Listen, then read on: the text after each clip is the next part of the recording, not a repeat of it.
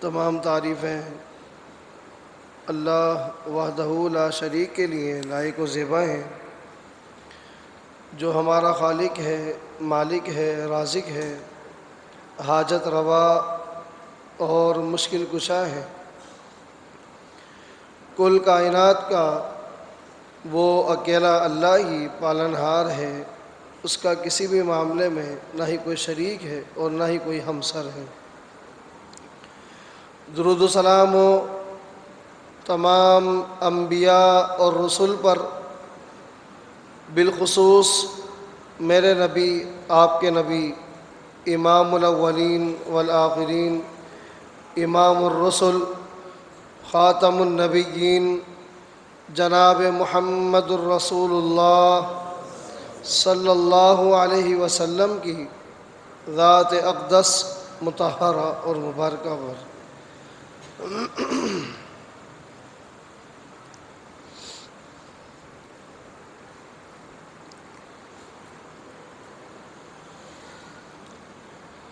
سورہ بقرہ کی ایک آیت کریمہ تلاوت کی ہے۔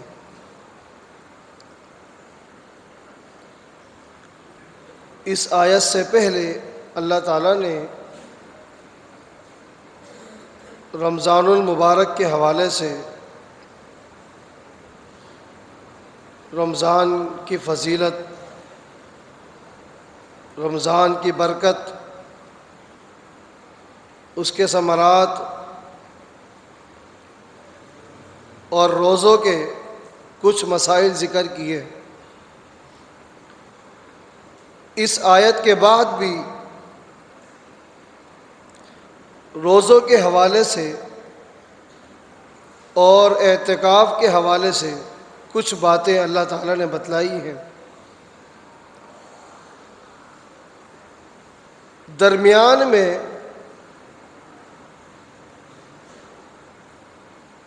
عقیدہ توحید کے حوالے سے اس آیت کو رکھا ہے۔ اللہ فرماتا ہے وَإِذَا سَأَلَكَ عِبَادِي عَنِّي فَإِنِّي قَرِيبٌ، اے میرے پیغمبر صلی اللہ علیہ وسلم، میرے بندے جب بھی میرے متعلق آپ سے سوال کریں، آپ کا جواب یہ ہونا چاہیے کہ اللہ تعالیٰ قریب ہے۔ کتنا قریب ہے؟ اجیب دعوت الداعی اذا دعان، جب بھی میرا کوئی بندہ مجھے بلاتا ہے، پکارتا ہے، آواز لگاتا ہے، میں اس کی دعا کو سنتا ہوں۔ ہاں، پکارنے والوں کو بھی چاہیے کہ وہ خاص جس راستے کی نشاندہی میں نے کی ہے اس پر چلیں، تاکہ ان پر رحم کیا جائے، تاکہ ان کو ہدایت مل سکے۔ محدثین کا موقف یہ ہے کہ اس آیت سے پہلے روزوں کا ذکر، اس کے بعد بھی روزوں کا ذکر، درمیان میں جو عقیدہ توحید کے حوالے سے اللہ تعالیٰ نے جملہ معتذرہ کی شکل میں یہ بات رکھی ہے، در حقیقت نقطہ یہ ہے، اللہ تعالیٰ یہاں بتلانا چاہتا ہے کہ جتنے بھی آپ نے روزے کے مسائل سنے ہیں یا اس آیت کے بعد سنیں گے، ان سب کا فائدہ صرف اسی کو ہے جس کا عقیدہ درست ہو۔ اس لیے کہ عقیدہ بنیاد ہے۔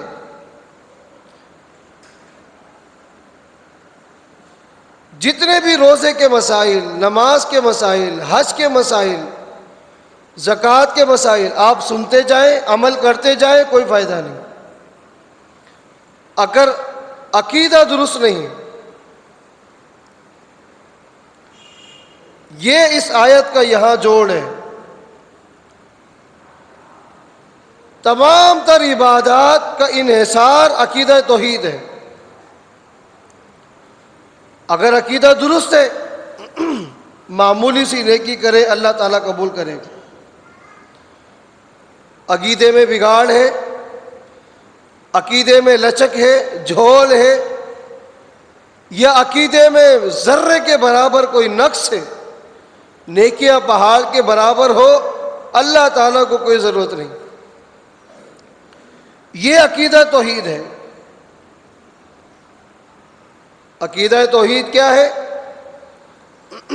آج اس امت کی اکثریت جس عقیدہ توحید کو اپنا کر اور اس کو ناز اور گھمنڈ ہے کہ جی ہم موحد ہیں، ہمارا عقیدہ درست ہے. عقیدے کے جس چیپٹر کو اس امت کی اکثریت نے اپنایا ہوا ہے، عقیدے کا وہ چیپٹر ابو جہل کے پاس بھی تھا، عقیدے کا وہ چیپٹر ابو طالب کے پاس بھی تھا، ابو لہب کے پاس بھی تھا. مشرکین مکہ بھی اس عقیدے کو سمجھتے تھے، مانتے تھے اور کہتے پر مجبور تھے. جو عقیدہ اس امت کی اکثریت کا آج ہے اور جس پر ناز ہے، مثلا وہ عقیدہ کیا ہے؟ سورہ مومنون آپ پڑھیں، 18واں سپارہ. بڑی تفصیل کے ساتھ اللہ تعالیٰ نے مشرکین کے عقیدے کی وضاحت کی ہے، سوالیہ انداز میں. اللہ فرماتے ہیں قل مر رب السماوات، قل مر رب السماوات السبع ورب العرش العظیم. اے میرے پیغمبر صلی اللہ علیہ وسلم، آپ ان سے پوچھیں یہ ساتوں آسمانوں کا مالک کون ہے؟ رب عظیم کا، عرش عظیم کا مالک کون ہے؟ ان ساتوں آسمانوں کے اندر جتنی مخلوقات ہیں، فرشتے ہیں، چاند ہیں، سورج ہیں، ستارے ہیں، ان کا مالک کون ہے؟ سیقولون للہ. اے میرے پیغمبر آپ کو یہ مشرکین مکہ، ابو جہل، ابو طالب یہ جواب دیں گے، یہ کافروں کا جواب ہوگا، ان سب کا مالک اکیلا اللہ ہے. یہ ہے مشرکین کا عقیدہ. آسمان کس نے بنایا؟ آسمان اللہ نے. عرش کا مالک کون ہے؟ اللہ ہے. چاند ستارے کس نے پیدا کیے؟ اللہ نے. یہ مشرکین کا عقیدہ تھا. آپ ان سے پوچھیں ان ساتوں زمینوں کا مالک کون ہے، اور جو کچھ زمینوں کے اندر ہے یہ کس نے بنا؟ ان کا مالک کون ہے؟ سیقولون للہ. مشرکین کہیں گے اللہ ہے. ساتوں زمینوں کا مالک، جو کچھ ان زمینوں کے اندر ہے، انسان ہے، جنات ہے، شجرات ہے، نباتات ہے، جو کچھ ہے ان کا مالک کون ہے؟ سیقولون للہ. یہ مشرکین کہیں گے اللہ ہے. یہ عقیدہ ہے. قل من بیدہ ملکوت کل شیء وہو یجیر ولا یجار علیہ. قرآن کریم کے انداز پر قربان جائے. اللہ فرماتے ہیں میرے پیغمبر ان سے پوچھے نا کہ یہ پورا زمین و آسمان کا کنٹرول کس کے ہاتھ میں ہے؟ یہ پورا نظام چلانے والا کون ہے؟ جس پر کسی کا کنٹرول نہیں. وہ کہیں گے سیقولون للہ. تمام تر نظام کا چلانے والا اکیلا اللہ ہے. یہ تو مشرکین کا بھی عقیدہ تھا. زمینوں کا مالک، آسمانوں کا مالک، فرشتوں کا مالک، نبیوں کا مالک، ولیوں کا مالک، ان سب کا مالک اکیلا اللہ ہے. یہ عقیدہ توحید ہے. یہ تو مشرکین کا بھی عقیدہ تھا. یہی تو وجہ ہے وہ کہتے تھے ما نعبدہم الا لیقربونا الی اللہ زلفی. ان سے جب پوچھا جاتا جب ان سب کا مالک اللہ ہے تو لات منات عزا کو کیوں پکارتے ہو؟ کیا وہ تدبیریں بناتے ہیں تمہاری؟ وہ مدبر ہیں؟ تمہاری تدبیریں لکھتے ہیں؟ کہتے ہیں نہیں، ہم ان کو 360 بت جو رکھے ہیں ان کو اس لیے پکارتے ہیں کہ یہ اللہ کے قریب ہیں، اللہ ان کی ٹالتا نہیں ہے، ہماری سنتا نہیں ہے۔ ان سب کا مالک کون ہے؟ اللہ ہے۔ ان کو کیوں پکارتے ہو؟ یہ اللہ کے قریب ہے۔ آج یہی عقیدہ اس امت کی اکثریت کا ہے کہ نہیں؟ نماز بھی پڑھیں گے، روزہ بھی رکھیں گے، حج کو بھی جائیں گے، ہر عبادت کریں گے، لیکن ساتھ مزار پر اپنی جبی بھی ٹکائیں گے۔ مزار کسی کا ہو کوئی غرض نہیں ہے، اگر کوئی ان کی نفی کر دے، ان کو سمجھانے کی کوشش کر دے، آگے سے کہتے ہیں جی یہ وہابی ہے، کہنے والا کوئی بھی ہو۔ اصل میں ہمیں یہ پڑھا دیا گیا ہے کہ جو مزاروں کا گستاخ ہے وہ وہابی ہے، بس آگے کچھ نہیں سننا۔ لفظ وہابی آ جائے سمجھ لو یہ گستاخ ہے، گستاخ اولیاء ہیں، گستاخ رسول ہیں، نعوذ باللہ من ذالک۔ یہی گستاخی ہے۔ آپ کہو زمین و آسمان کا مالک اللہ ہے، لیکن اللہ تعالی ہماری ڈائریکٹ نہیں سنتا، یہ گستاخی نہیں ہے؟ یہ اللہ تعالیٰ کے ساتھ شرک نہیں ہے؟ عزیز دوستو، پھر ہماری عبادات قبول کیسے ہو؟ ہمارے معاملات آگے کیسے بڑھے؟ عقیدہ توحید بنیاد ہے۔ یہی تو وجہ ہے جب معاذ بن جبل رضی اللہ عنہ کو بھیجا نا نبی علیہ الصلوۃ والسلام نے یمن کی طرف بطور داعی کے، بطور مبلغ کے، کیا نصیحت فرمائی تھی؟ اول ما تدعوہم الیہ ان یوحدوا اللہ۔ یا معاذ، یمن جا کر سب سے پہلے ان کو توحید کی دعوت دینی۔ توحید بتلانا کیا ہے؟ اگر توحید کو سمجھ لے، اس کے بعد دوسرے نمبر پر نماز کی طریقہ بتانا، نماز کی ترغیب دلانی۔ ان لوگوں کو بھی سوچنا چاہیے جو دعوت و دین کے، تبلیغ کے ٹھیکیدار بنے ہیں، مزاروں پہ جا کر دعوت دیتے ہیں نماز کی، اور جب نماز کا وقت ہوتا ہے انہی گدی نشینوں کے پیچھے اپنی نمازیں برباد کر رہے ہوتے ہیں۔ آپ کو یہ حق کس نے دیا؟ آپ سب سے پہلے تبلیغ میں نماز کو لے کر آئے، کس نے کہا؟ جبکہ اصول یہ ہے سب سے پہلے تبلیغ کی جائے گی، دعوت کی، توحید کی دی جائے گی۔ توحید کی دعوت دیں، اگر مان لے نماز کا بتلائیں، روزوں کا بتلائیں، حج کا بتلائیں، باقی معاملات بعد میں ہیں، سب سے پہلے عقیدہ ہے، اس لیے کہ عقیدہ بنیاد ہے۔ عقیدہ توحید، تمام تر عبادات کا انحصار عقیدہ توحید پر ہے۔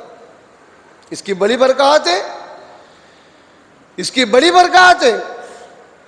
آپ یوں سمجھیں، جو احادیث کے اندر ایک حدیث ہے، حدیث بطاقہ کے نام سے، جو مسند احمد کے اندر، سنن نسائی کے اندر، مستدرک حاکم کے اندر بھی ہے،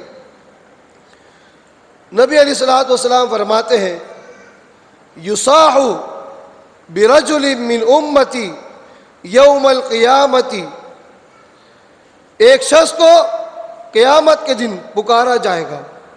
یصاح، فرشتے زور سے آواز دیں گے، نام لیں گے، فلاں بن فلاں کون ہے، آ جائے، اپنا حساب کتاب دے۔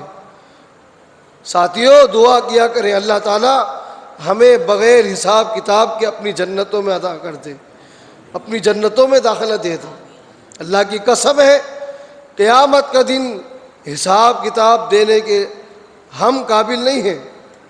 نہ ہمارے اعمال ایسے ہیں ہم حساب کتاب دے سکے، اور نہ ہی ہم اس قابل ہے کہ اللہ کی بارگاہ میں کھڑے ہو جائے، اللہ پوچھ لے میرے بندے یہ عمل کیوں کیا تھا، لفظ کیوں کا ہمارے پاس کوئی جواب نہیں، ہم نہیں دے سکتے جواب۔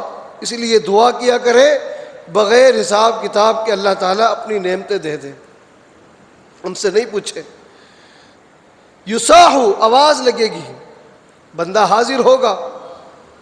حدیث میں آتا ہے فرشتے اس کا کھاتہ چیک کریں گے، نیکیاں بھی گناہ بھی، لیکن اس کے کھاتے میں نیکی نام کی کوئی چیز نہیں ہوگی، صرف گناہ ہوں گے۔ گناہ بھی کتنے؟ ینشر لہ 99 سجلہ، اللہ کے پیغمبر فرماتے ہیں اس کے گناہوں کے رجسٹروں کے انبار ہوں گے، انبار، 1 2 3 10 20 50 نہیں، 99 رجسٹر فرشتے ایک کے بعد ایک کھول رہے ہیں سارے گناہوں کے۔ اور رجسٹر کتنا بڑا ہوگا؟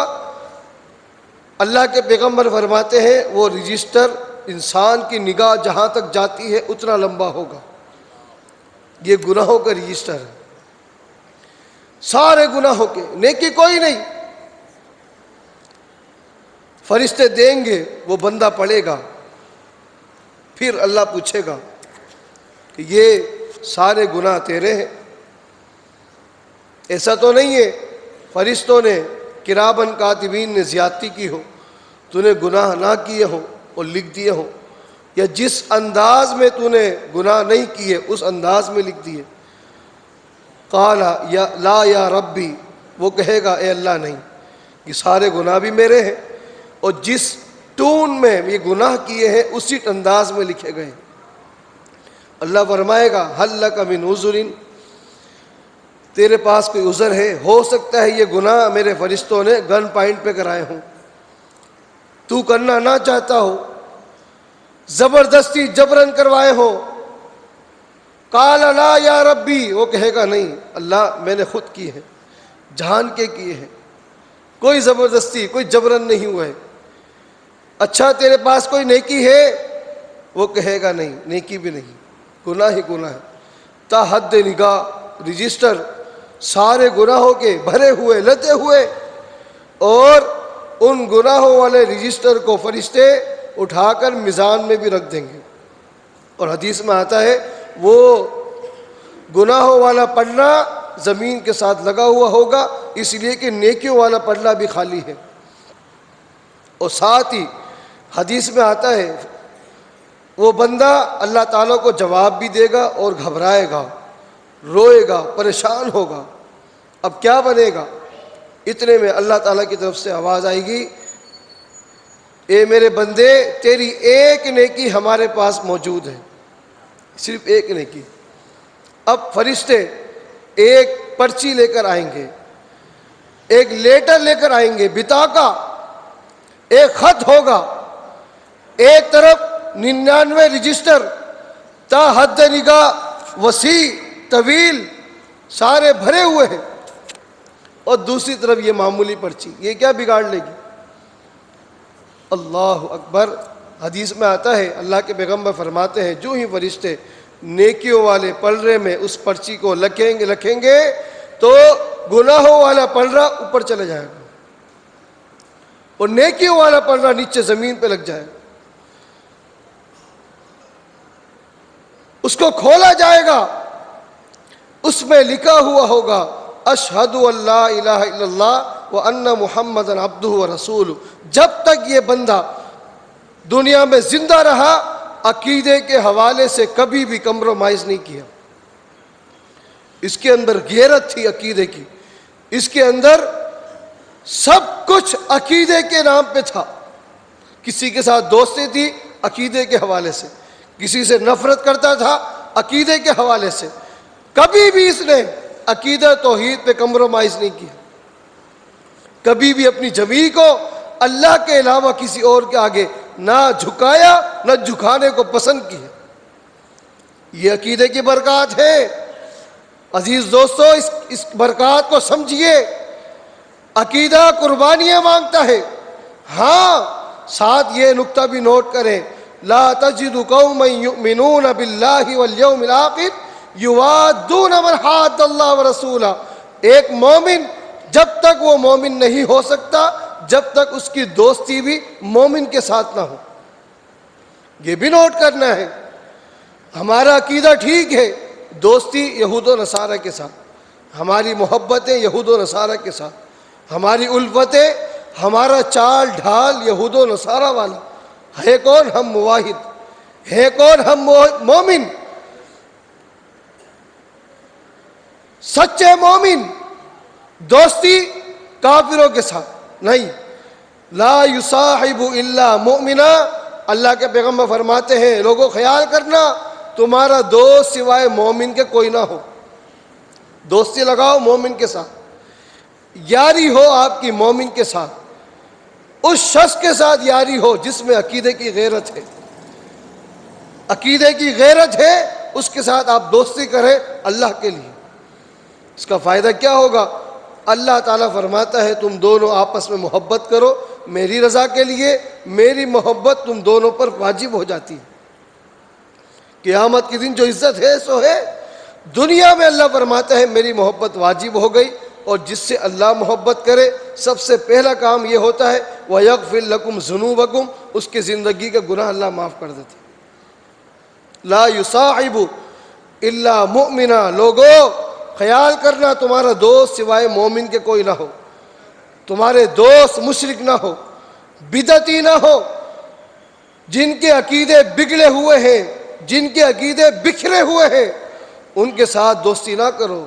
آگے کیا فرمایا؟ فَلَا يَأْكُلُ طَعَامَكَ إِلَّا تَقِيٌّ، اور خیال کرنا تمہارا کھانا سوائے متقی کے کوئی اور نہ کھائے۔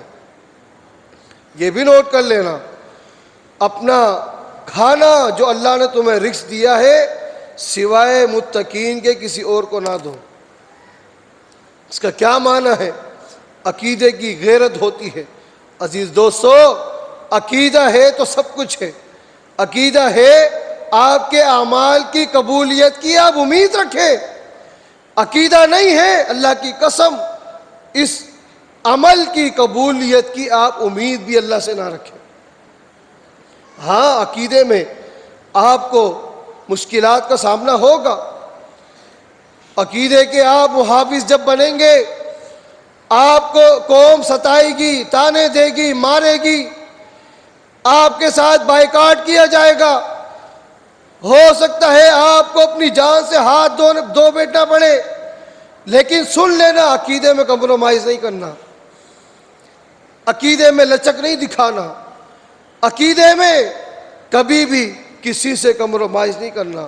اس کا نتیجہ یہ ہوگا اگر آپ کو عقیدہ توحید کی پاداش میں اپنی جان سے ہاتھ دھو بیٹھنا پڑا، تب بھی آپ کی جیسے ہی روح نکلے گی سیدھے جنت پہنچ جائیں گے۔ قربان جائے، آپ جانتے بھی ہیں عقیدے کی حفاظت ہوتے کیسی ہے، کس طرح ہوتی ہے۔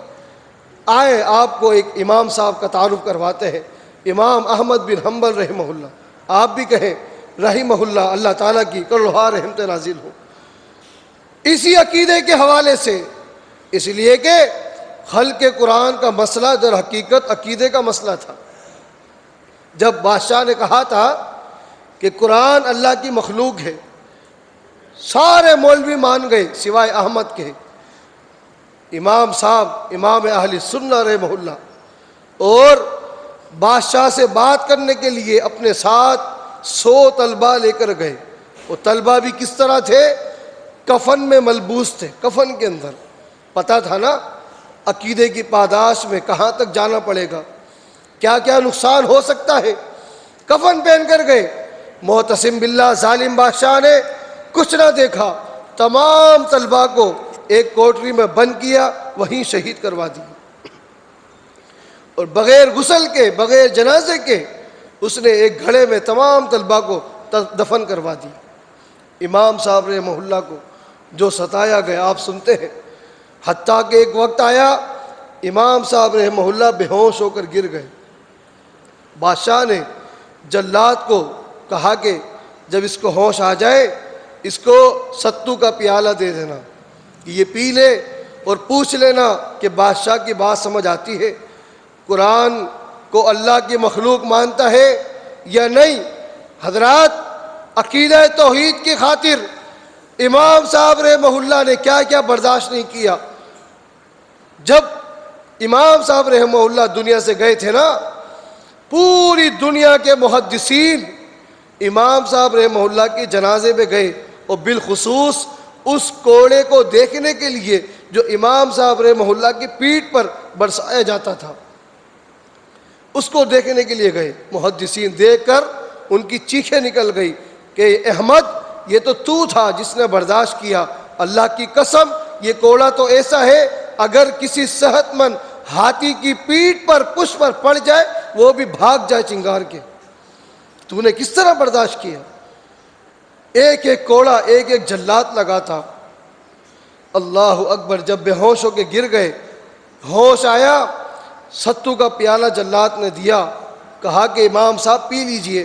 امام صاحب رحمہ اللہ نے اپنی نگاہوں کو آسمان کی طرف اٹھایا اور کہا ابھی تو ظہر کا وقت ہوا ہے، یہ ستو کا پیالہ مغرب کے وقت لے کر آنا، اس لیے کہ آج احمد بن حنبل کا روزہ ہے، آج میرا روزہ ہے۔ اسی وقت اپنے ہاتھوں کو زمین پہ مارا، تیمم کیا اور اسی حالت میں ظہر کی نماز ادا کری۔ معتصم نے کہا تھا یہ کون سی نماز ہے، خون سے لت پت کپڑے ہیں، جسم ہے، نماز ہو رہی ہے۔ امام صاحب رحمہ اللہ نے کہا تھا جی ہاں، عمر بن خطاب رضی اللہ عنہ نے بھی خون کی حالت میں، خون لگے ہوئے کپڑوں میں نماز پڑھی تھی۔ عمر بن خطاب کی ہو جاتی ہے، احمد بن حنبل کی بھی ہو جاتی ہے۔ حضرات، عقیدہ توحید کے خاطر آپ کو قربانیاں دینی پڑے گی۔ ایسا نہیں ہے آپ نے عقیدہ، اپنا قبلہ، اپنا عقیدہ درست کر لیا، آپ گھر بیٹھ جائیں جی ہمارا عقیدہ ٹھیک ہے، اب نماز روزے اللہ اللہ ہو رہا ہے، اگر کوئی دعوت دے آپ گھبرا جائیں، یہ ہر ایک کا فریضہ ہے، ہر ایک کو اللہ نے، اس لیے کہ اب انبیاء کا سلسلہ بند ہو گیا، اب یہ ذمہ داری میری اور آپ کی ہے، ہر ایک کو آپ نے دعوت دینی ہے، اور دعوت کا ڈھنگ، دعوت کا انداز سب سے پہلے یہ ہو لوگوں قولوا لا الہ الا اللہ، اس کے بعد نماز ہے، اس کے بعد روزہ ہے۔ یہ بابا، یہ غریب نواز، یہ غن بخش، یہ عبداللہ غازی، یہ غوث پاک، یہ کچھ نہیں ہے، لا الہ یہ کوئی نہیں ہے، کون ہے؟ الا اللہ، سوائے اللہ کے۔ یہ زمین و آسمان کا مالک، چار ستاروں کا مالک، یہ کوئی توحید نہیں ہے۔ یہ توحید تو مشرکین مکہ کی بھی تھی۔ توحید یہ ہے اللہ تعالیٰ کے کسی بھی معاملے میں کسی کو کوئی شریک نہیں ٹھہرانا، نہ کسی نبی کو، نہ کسی ولی کو، نہ کسی علی کو، نہ کسی فرشتے کو، نہ کسی جن کو۔ اگر ذرے کے برابر آپ نے کسی اور کو اللہ کے جو معاملات ہیں اس میں شریک ٹھہرایا، اختیار دیا، اختیار کل کہا، تو پھر یہی عقیدے کی بگاڑ ہے۔ آپ پڑھتے رہے، نمازیں روزے رکھتے رہے، کوئی فائدہ نہیں ہے۔ یہ اس آیت کی مختصر تشریح تھی کہ روزے، اس کے بعد بھی مسائل، ان سب کا فائدہ اسی کو ہے جو موحد ہے۔ پہلے عقیدہ درست کرے، اس کے بعد عبادات کرے، اللہ تعالیٰ سے امید رکھے، اللہ تعالیٰ ہماری عبادات کو قبول فرمائے۔